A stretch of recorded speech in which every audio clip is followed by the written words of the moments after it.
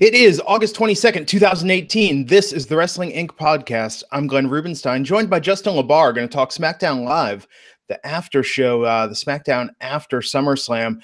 And we got a special treat for everyone. At the end of this podcast, audio subscribers are going to hear Raj Giri's 40-minute interview with Ric Flair. If you're watching us on YouTube, the interview will also be available there separately. And in this interview, Flair shares his thoughts on the WWE reinstating Hulk Hogan into the WWE Hall of Fame, the wild hallucinations he had during his near-death medical emergency last year, his thoughts on Roman Reigns, Jim Neidhart's passing, why his second WWF title run was cut short, and his relationship with the hip-hop community, giving up alcohol, and more. So stay tuned for that at the end of the audio version of this podcast. And, of course, check out that interview on YouTube. Justin, how's it going, man? It's going good. How are you? Doing well, man. All these nights in a row, TakeOver, SummerSlam, Raw, and SmackDown. A lot. It is a lot, man. But SmackDown last night was good. I mean, do you like the show? I did. Again, I like the pacing of it. There's some things inside of SmackDown that that we'll talk about that I was a little about. But overall, I thought it was a good show. I thought it started strong and it's strong. Yeah, so they opened it up with The Miz coming out there with Maryse, him teasing his retirement, saying he's retiring from fighting Daniel Bryan. Of course, Daniel comes out to get into it with him, and Brie Bella joins him, setting up the announcement for a match, Hell in a Cell, mixed tag, Daniel Bryan and Brie versus The Miz and Maryse. I'm intrigued by this. You know, we've never seen a mixed tag inside of Hell in a Cell. We just moved into the uncharted territory of having women in the Hell in a Cell. So I know that sometimes fans might be a little bit, especially in the middle of this revolution of women. I know that sometimes the Bellas maybe it might represent the old guard, so to speak. But I think that this works because Hell in a Cell is meant for it's meant to be when feuds have reached that boiling point and they get personal. And this obviously has really touched the personal chord. It came off the way. I mean, I'm glad Brie just sprinted out there. She didn't take her, she just went right to it. The punches to Miz looked great. So it had that energy feel. So I'm intrigued. I definitely want to see how this match gets laid out, more so Maryse, because she is the least experienced in-ring worker out of the four. Well, she just gave birth like 4 months ago. Right. So, I mean, obviously, she looks like she's in great shape, but, she has at least just in regular matches to begin with. So putting her in this kind of situation, I'll be interested to see how it comes out. Yeah, and I said it on Twitter last night, half joking. Hold on a second. I hit play on a video there accidentally. I said it last night on Twitter, but yeah, Birdie Joe versus Monroe Sky. I want to see a baby fight at this pay-per-view. And go ahead and throw in Maxwell Hardy. Why not? Yeah, oh, absolutely. If Vince McMahon, I'm sure it's come up. I'm sure he's thought if we could get around the insurance for this, it would be awesome. You know what? I'm not even going to touch that because I who knows? I mean, they've done almost everything. Who knows what? Now with all these second and third generation kids, coming about, who knows what goes through the mind of Vince McMahon? Hell, we had a 10-year-old win a title at WrestleMania, or That's what I'm saying. Baby fights are the next level of professional wrestling and sports entertainment. Yeah, next level. Yeah. That sounds like a terrible idea that some indie fed would do. Your indie promotion, should do that. No. No. Two babies in there going at it, Once again, the insurance. Yeah, it's true. And they didn't specify that match would be in the cell, but it'll be at the pay-per-view. Man, see, 1 year I would just like them to do every match in the cell. They didn't say it was in the cell? I know they said at Hell in a Cell, but that's the first announced match, if I'm thinking correctly this morning. I think it is. Okay, well then it probably, if they didn't specify that, it probably won't be in the cell. So I guess still a interesting match, but it would have been much more if they put that in the cell. I put them all in the cell, and so the live audience can just pay to go there and look at chain link fence for the entire pay-per-view.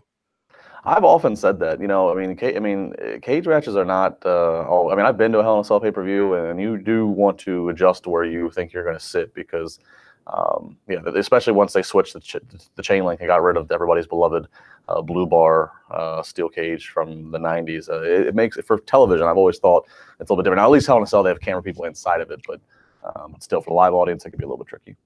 Yeah, absolutely. I think actually with the cell, the further back you are, the better that effect works, the less distracting it is. So after that, we went to Jeff Hardy versus Randy Orton. And yeah, I mean, this was vicious. Orton got DQ'd. Did the thing with the ear piercing again. Makes me very uncomfortable. More so given the revelations recently made about Randy Orton and, you know, where his hands were. It's going to get infected. I'm not even. I mean, I'll let your joke stand alone there. I'll let it stand alone. Yeah, I mean, I don't really know what to think here. I mean, again, talented guys. I'm not really sitting around anticipating these segments right now. I'm not sure what I'm supposed to be excited about here. Yeah, I mean, that's the problem with having these two guys in a feud together, is I think they are best used elevating newer talent at this point in their careers. And Jeff is bringing it. I mean, definitely since they split the Hardys up and he went to SmackDown, they've really reestablished him as a single star. But I think, you know, what a chance to elevate newer talent. No, I agree. Yeah, both these guys, I mean, they have so much more to offer, like I said, to guys who haven't been around, who could use the not only from a storyline purpose the rub, but just the knowledge they can pass on to guys if they're working in the ring with them. I mean, these two guys are veterans, so it's not like they go through the curtain and they are, you know, hey man, I really think you need to work on this. And, you know, I mean, you know, they're the two, you know, grizzled veterans. So if you put them in the ring with, you know, just for example, if you put one of them against Almas or one of them, you know, just younger guys that haven't been in WWE for as long, you could probably, you know, get more out of it for both booking wise and internally. Yeah. So Randy got DQ'd low blow, and then just beat the crap out of him after. And that's the other thing. I think this is making Jeff Hardy look kind of weak in the process. If Randy is able to sit there and just, you know, excessively manhandle him after these matches with Jeff, I mean, they're playing it like he's passed out. He's knocked out. Maybe this is the match that goes to Hell in a Cell. I mean, they usually put multiple matches in Hell in a Cell. So if the mixed tag's not, you got to figure Joe and AJ, which I'm sure we'll get to, and then you know, they usually put at least one other one. So maybe it's this one. I don't know. Or maybe, you know, again, with the brand split being done, there might be or the brand split of pay-per-views, there might be 3 Hell in a Cell matches for all we know. I don't know. Yeah, everything in a cell, man. So after that, we had Naomi versus Peyton Royce. Some secondary women's action, secondary women's storyline, but I'm glad that they're doing something. I mean, now that Becky and Charlotte, I think, is going to be the money feud for SmackDown going forward, I like that at least they're trying to develop a B storyline. You know, I thought this was okay for what it was. Decent match. I thought the Iconics, this was their crowd more than it has been in quite some time, given that we had the SummerSlam tourists there and whatnot, the more hardcore fans. But what did you think of this last night, and where do you think the Iconics go from here? Well, like I said, I thought the match was perfectly fine. Yeah, I just didn't really know what the purpose was. But I guess, like, if you put it that way, if this is a way to try to deepen your women's storytelling, again, as we are on the road to evolution, then okay. It's just, the problem is with these secondary stories that they just it's hard to commit to them. So we got this week. Are they going to follow through with it next week? And then as you try to do that, who else are you neglecting? So that's why I keep saying that they need an all-woman show to really kind of deepen their storytelling. Yeah. And we'll see, right? I mean, Evolution pre-sale started last night. There are multiple pre-sales this week. How'd that work out for you? Oh my God. You know, I was up last night trying to get ramp tickets up this morning. And yeah, the process of buying tickets is so bad that it actually has you start thinking, you know, I'll just watch it on the network at home. Like, I don't need to travel. I don't need you can't give up that quick. Yeah, I'm going to wait till Friday. I'm going to keep trying these cycles, keep trying to get ramp, but we'll see, man. We'll see. It's a process. And yeah, you know, that's the problem, man. It's like once, I mean, you know this, man. It's like once you go, the better seats you get, the more ruined you are for future wrestling. Like, you can't go back to the cheap seats, you know?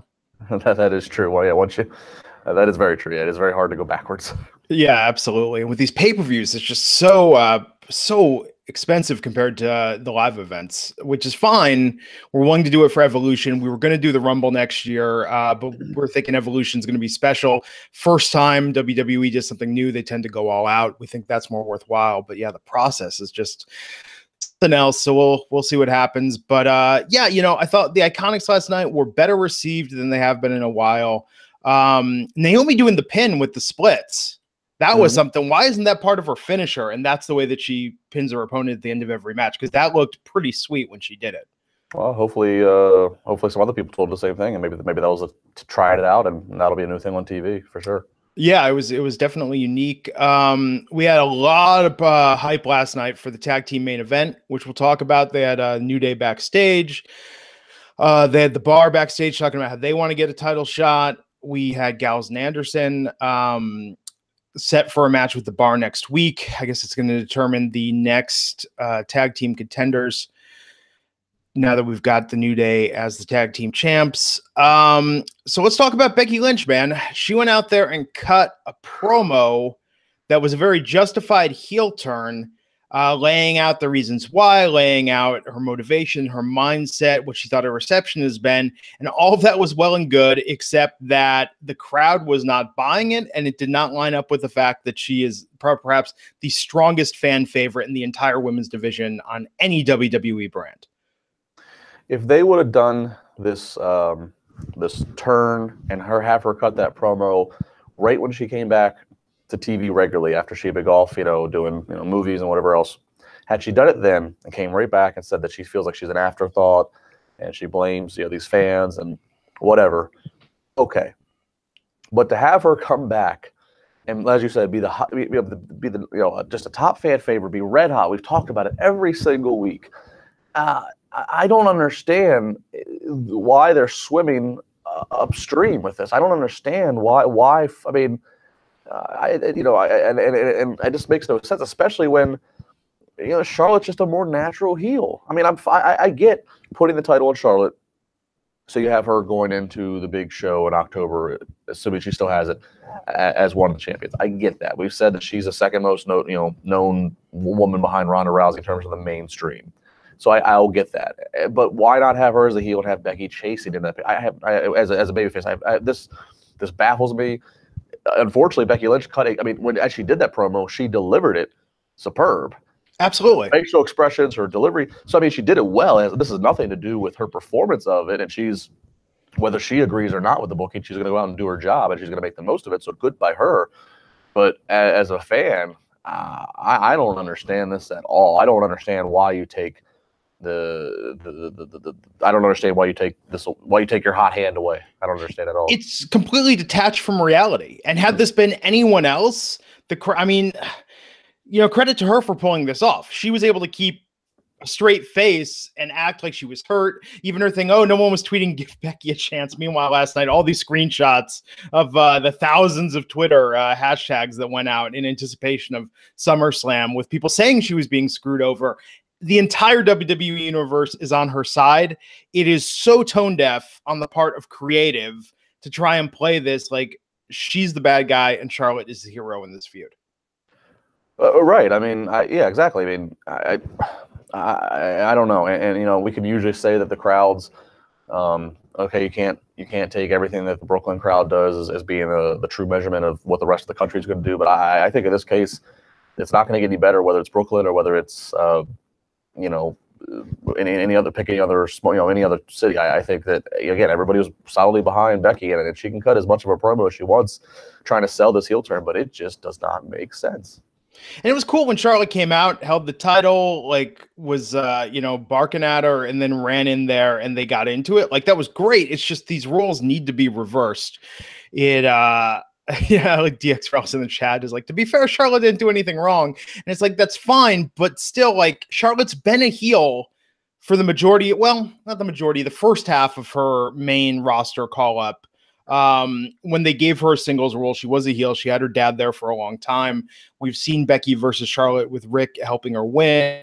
I just feel with Becky, it's going to be weird if they keep trying to play her like a heel, and her justification is the audience isn't behind her, and then she gets these huge pops. And that's right there. And her blaming the audience, because had she not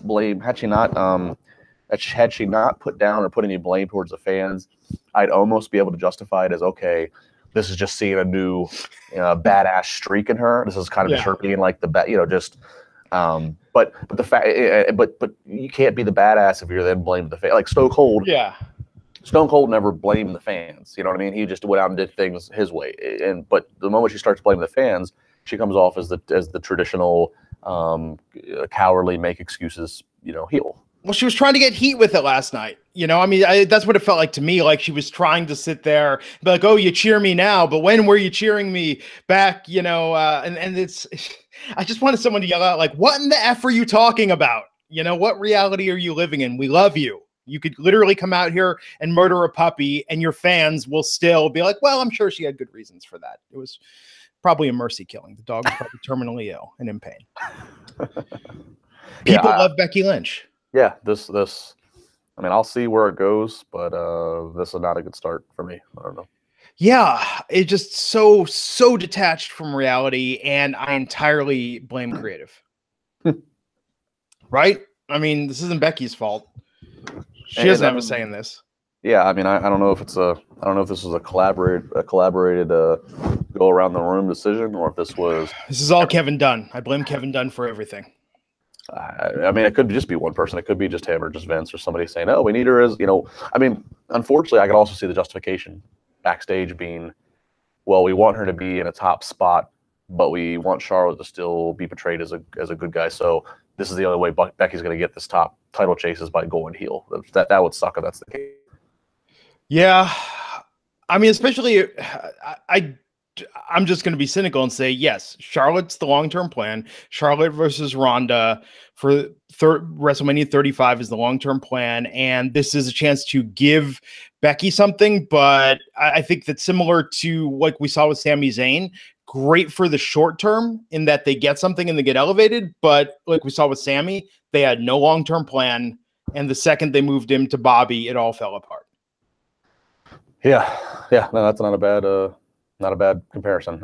Yeah, I don't know. I just, again, I'm hoping that as this plays out, that we'll start to see something. Like it'll start to say, "Oh, this makes sense," but I don't think it's going to. Yeah. Although, now that I'm thinking about it, I'm like, aha. But what if then they go down this road with Becky, and then her redemption is Charlotte and Ronda, and she helps Charlotte win or does something down the line, sort of. I mean, I see ways they could take it back with her.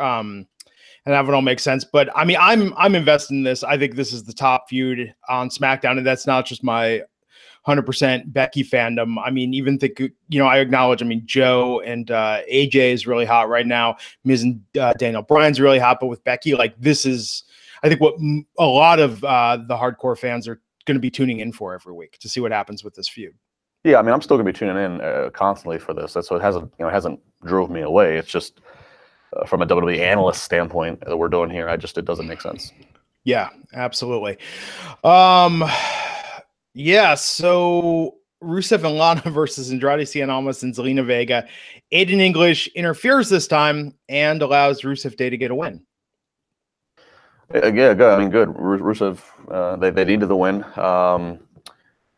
I mean, I guess good that they're not giving up / breaking up the trio of Rusev Day, so maybe they're going to continue to build on this, and I'm not sure where it goes, but I was happy to see this. And again, I got to give credit to Lana. Every time I see Lana, every match, there's just a little bit more improvement, a little bit more. You watch her, and she just looks like she belongs, and you're not sitting there like overly critiquing her, saying, "Oh, well, she's only had 9 matches." I mean, every match, she looks just a little bit more like, okay, she just belongs there. No, I agree with that. And of course, Rusev stomped Almas and then got the accolade for the win. Yeah, it's weird that in this process of Rusev Day cooling off perhaps a little bit with the crowd, that the benefit has been that Lana has become more of a competitor. I mean, we saw what happened when she came back last year, had that Money in the Bank match against Charlotte, looked like $1 million until she actually started wrestling and entered the ring. Yeah, I mean, I think if this keeps going and she keeps getting this experience, I mean, I think she's legitimate now as a competitor. I agree, and I think that they've done a better job easing her into it. Like I said, when she came, last summer when they tried in, she got to go right to a title match. I think it was with Naomi. It was Naomi, that's right. It was very, very forced, very manufactured. Now, mind you, I was a supporter of her, and I wanted to see it work. But that was actually like part of the storyline. Like when she got the match with Naomi was even kind of like, like, what have you done? So they kind of made it part of the story that like Lana was unqualified. But here they've kind of eased her in. They haven't put as much focus on like, everybody, let's pay attention to how well or how bad Lana does. She just kind of is easing into it, like I say, and she's starting to just look like she belongs. Well, absolutely, man.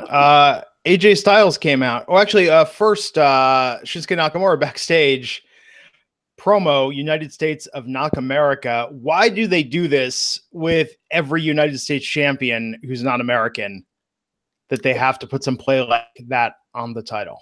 It's just the easy layup. Yeah, it's just there. I guess this is better than Kevin Owens, that stupid Face of America thing. You didn't like that? That was so bad. Oh, come on, Glenn. Although I liked when they put his face on the ramp. Yeah. With the Face of America, they would walk around his walk face. around it. Yeah, that part was good. All right. Yeah, at least you appreciate that. But when he came out and cut, I'm the new face of America, it's just like, dude, come on. Like, this is all you got. I mean, because Owens is so good with everything. I don't think he needs to be stuck with a gimmick. I like that Owens, they give him fresh stuff all the time. But yeah, with Shinsuke, I mean, okay, I'm along for the ride on this. It was one of his better promos, I think. Yeah, I think so. I agree with that. Probably helps that it was, could have been done backstage. In 40 takes. Seriously. He's gotten a lot better, though, and a lot more comfortable. Do you think he resigns when his contract's up, or do you think he goes back to New Japan? Whew, that's a great question. Yeah, I mean, I don't know. I mean, I would. That's hard. That's really hard to say. I don't know. A large part of me wants to say he resigns because WWE is just, they take care of it. I mean, he's making good money, but at the same point, I don't know his personal situation. I don't know.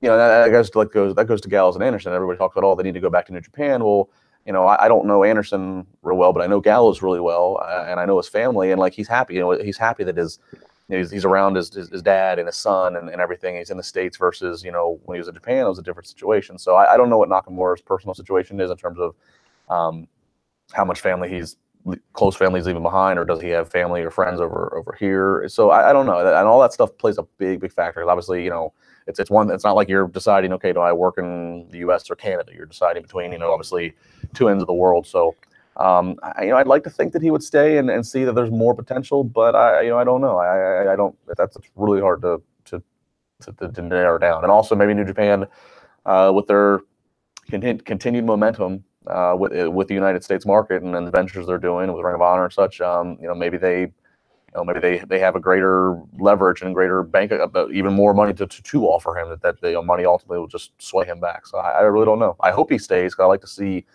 more. I think there's more untapped potential in the WWE machine that they could do with him, or if nothing else, if Triple H truly believes they could have a two-way street with the Raw, SmackDown, and guys in NXT, maybe Shinsuke could still offer something in NXT at times. So I'd like to see him stay around.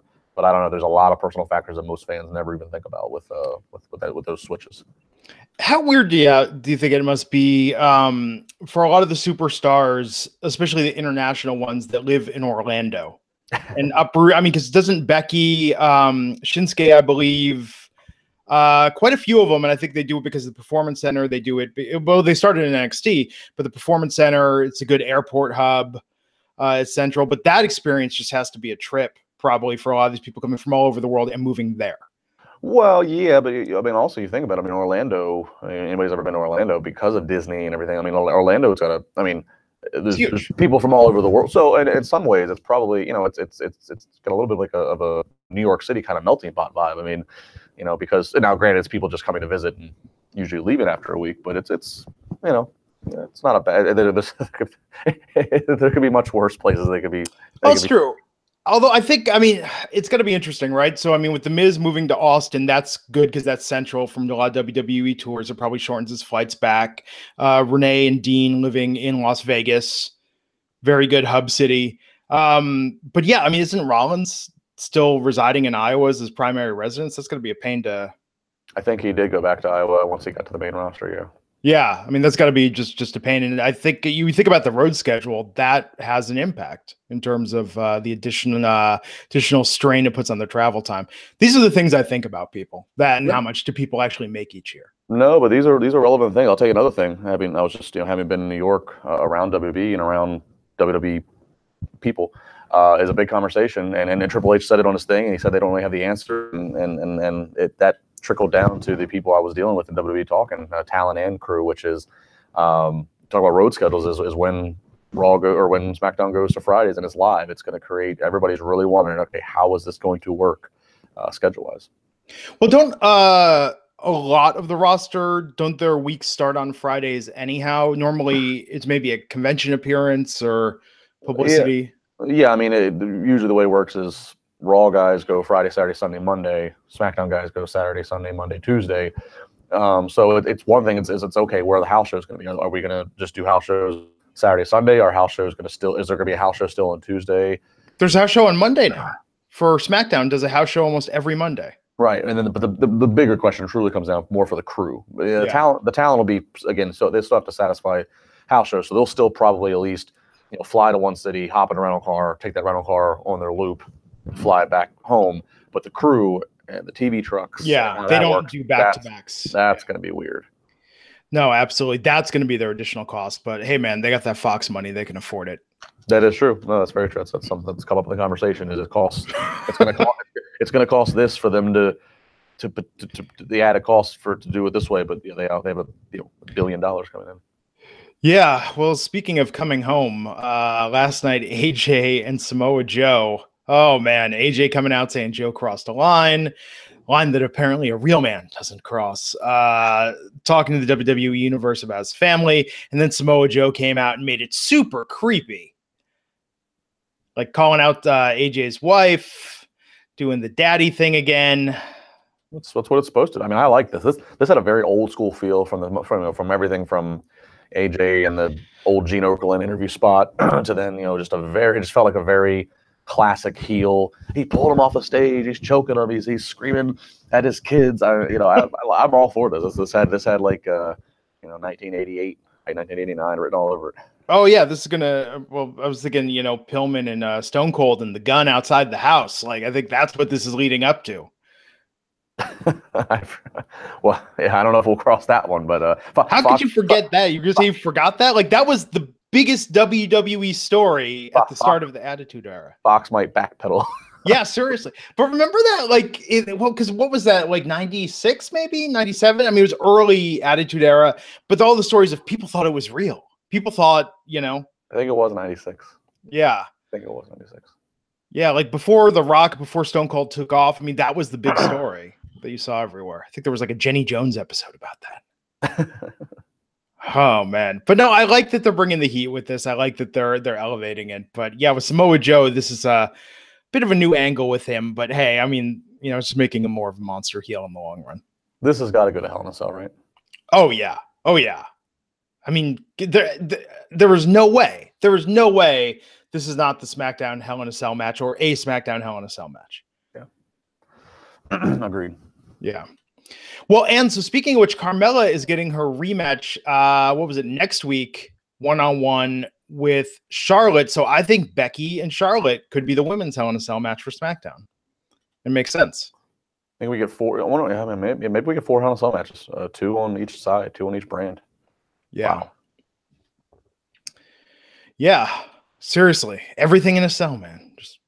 Yeah, I would be fine. I mean, again, Becky and Charlotte are. I mean, everybody is interested in whether or not we agree necessarily on the booking. Everybody's interested, so I'd be fine with that. It's not like it's a. I wouldn't think it's moving too fast either, because Becky and Charlotte they've known each other for so long, so it'll kind of. Yeah, I think it would be fine to do. Yeah, I'll be really interested in what they do with the women in the month of September prior to the Evolution show. Absolutely. And Natalie in the chat is pointing out that the gorilla position, I think it's a video with Becky, maybe podcast interview with Becky. I've seen the quotes, her talking about, maybe if she was blonde. I think she even makes a reference to like getting implants, but just calling out, why she thinks she's been passed over in the WWE. Obviously, this is part of her heel turn and her character with it. But man, I think, with Becky and Charlotte, this could get really, really vicious, but it's just not going to work. I don't see the crowd turning on Becky and getting the negative response. I just don't see how they do that. Yeah, I don't either. She can try to cut as good a promos as she wants, but I just don't see it happening. Yeah, absolutely. So in that Carmella segment, R-Truth talking about he wants to pin Carmella for a title shot. R-Truth is one of the strongest assets that the WWE has, and I think segments like this just prove why. He's just so good with comedy. He is, and again, I know we mentioned it a few weeks ago when he kind of resurfaced, but he, I mean, you look at the last almost 20 years, he's been employed either by WWE or TNA.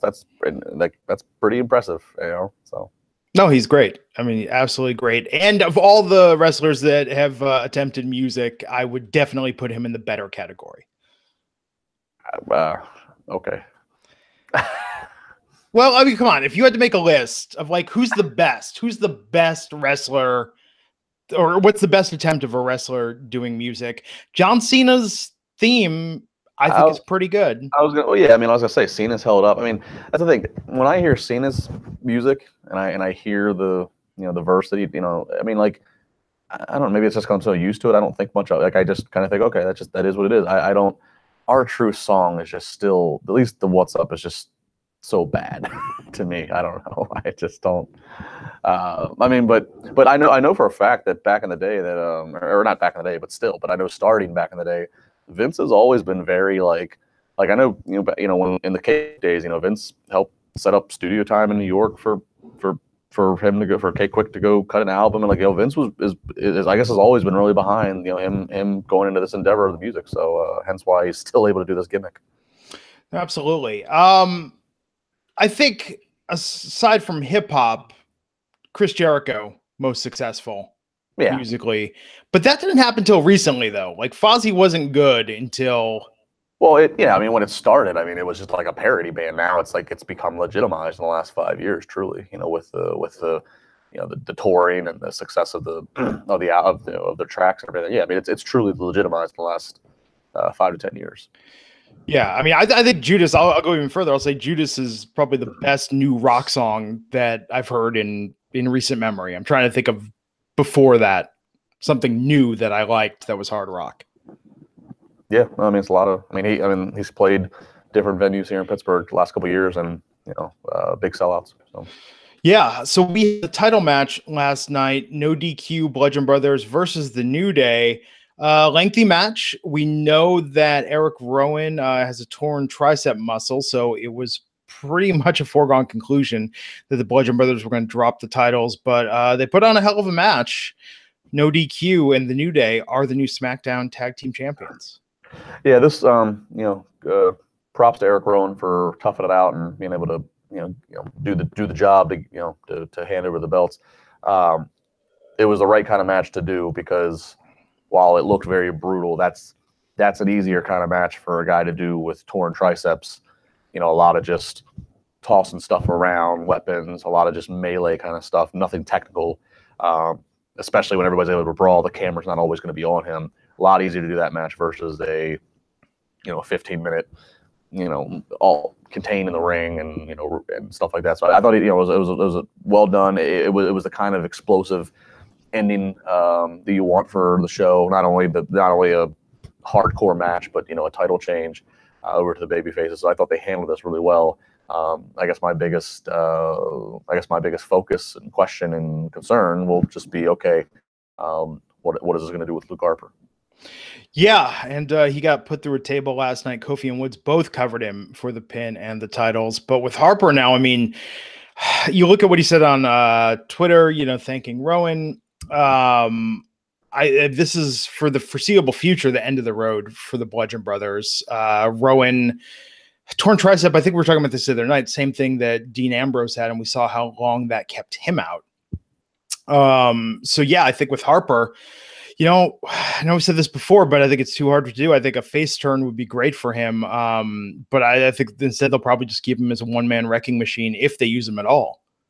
Well, obviously I want him to be used. I mean, I'd love for him just to be a single star. Like, I'm going to go back to the Luke Harper attire, before going in the Bludgeon Brother attire. But hey, you know what? You got Bray Wyatt, who looks like Bray Wyatt. Going to need something to do. And I know he's over on Raw, but, there's always that, go back to what worked. So I think that should be at least considered on the table. Move Harper over to Raw and let him be with Bray Wyatt. I'd be fine with that. Don't you feel like that's a big step backwards though, given that Bray is finally kind of left the stink of the Wyatt family and that same, like, I'm going to come out and cut these Cape Fear promos and then get my ass kicked. Like, I feel like he just kind of left that behind. Well, he just evolved a little bit with what he was doing with Matt Hardy, but I think that this could be a chance to really do some reinvention. It could be a whole new spin on the Wyatt family. It could be you go back to basics, basically. Get back to what worked. And the Wyatt family in the very beginning worked really, really well. It was once all the losses started racking up, and then the Wyatt family splits and everything. That's, I think, when trouble started coming. But this might be a chance to put a whole new fresh coat of paint on it. Yeah, they could get haircuts and suits and maybe do like missionary missions, go door to door handing out Wyatt family literature. I don't know about that, but kind of, like let's make the cult a little more respectable. That's all I'm saying. I mean, I love clean up its image. I love them going cult-like. I don't know about suits, but yeah, I mean the Wyatt family is the Wyatt family, it worked, and then they started to do. They started doing things that just mess with it. I think if they go back to basics, they go back to basics and put some new fresh spins on it, it could be really, really effective. Yeah, man. How do you think it's going to go with the New Day being the tag team champs again, and what feud do you see them getting into from here? I mean, we've said it before. They don't need this. Let them go as singles. They don't need another title. Granted that it's being forced upon them because, as we just said, Rowan's hurt. So I mean, I don't know. Maybe they don't hold this for long. Maybe they get this off of them and go. I mean, obviously it's going to be either the Bar or Gallows and Anderson next. So, Gallows and Anderson have been really, not existent for most of the summertime on TV. So. Potentially that. I mean, there's a lot of talent between the Bar and Gallows and Anderson. It's just a matter of who are they going to put commitment back to? I could see Sanity interfering in that match next week. Yeah, I'd buy that. I'd buy that for sure. Yeah. Sanity's going to be tricky though. I mean, they didn't do it with the Bludgeon Brothers, but I mean, do you see Sanity backstage having a conversation with Paige to make a match? Maybe Luke Harper joins Sanity. Oh, stranger things things have happened. Beards galore. Yeah, absolutely. Oh, so I watched Miz and Mrs. last night because it was on immediately following SmackDown, and that was okay. It was less scripted, less forced. I see why people like this show. I did not watch last night's episode. I'll catch up on it later this week. I mean, clearly it's no Chris Lee Knows Best, but then again, what is? How is that still on the air? How is that still a thing? I don't get it. But I meet people maybe twice a year that love that man and his family. I mean, I'll give him this. I've called a few episodes again by mistake because I keep USA Network on after wrestling's done, and obviously I've seen my fair share of the promos and previews and commercials. I will give him this. He is a walking soundbite. Sure, absolutely, quite a character. He's a walking soundbite. I'll give him that. Yeah. What else is going on in the world of wrestling? Anything we missed? Anything we didn't cover? I don't think so. I mean, I'm sure you guys are. I mean, you guys already did Raw and everything. I don't think so. I think we're. It's now the come down period. Let everybody breathe.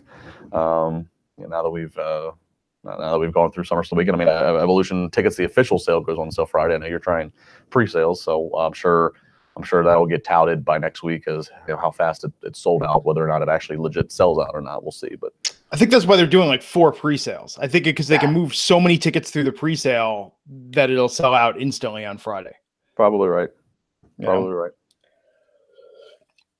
Decent sized venue, isn't it? Like 13,000 people. Yeah. So I mean, they're not. This isn't an NXT size theater. No, I mean, again, if you think with all the momentum the women have, and again having Ronda and Charlotte as title holders, it's in New York. That's you really can't. I mean, that's all the factors that you want going in your favor if you're WWE. Yeah, absolutely, man. So what do you want to plug before we take this home here? Just follow me at Justin LaBar. It's where everything's at. Chair Shot Reality Clips here for Wrestling Inc. I got my podcast, Wrestling Reality, every single week, and all of my tweets of wisdom for all of you. Cool. I'm Glenn Rubenstein. You can find me on Twitter at Glenn Rubenstein. Please give me a follow there. And I love, I don't know if you caught Sunday night's podcast, Justin, but Blue Chew now has quite a following from our fan base.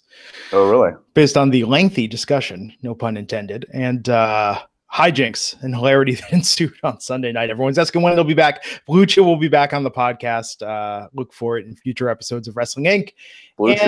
Blue Chew and butt wipes. I gotta love it. Yeah, Blue Chew, promo code INC. And yeah, we'll be back here Monday night. Me, myself, Mr. Raj Giri, Mr. Matt Morgan to talk about Monday Night Raw. And of course, Justin and I will be back here next Wednesday. Stay tuned for that Ric Flair interview on the audio version, and be sure to check that out on the YouTube channel. Yeah, 40-minute long interview. Raj talks to Rick about a variety of topics: Hulk Hogan, his near-death experience, his second WWF title run, his connections to the hip-hop community, Roman Reigns, and more. Stay tuned for that, and we'll see you back here next time on the Wrestling Inc. podcast. Take care.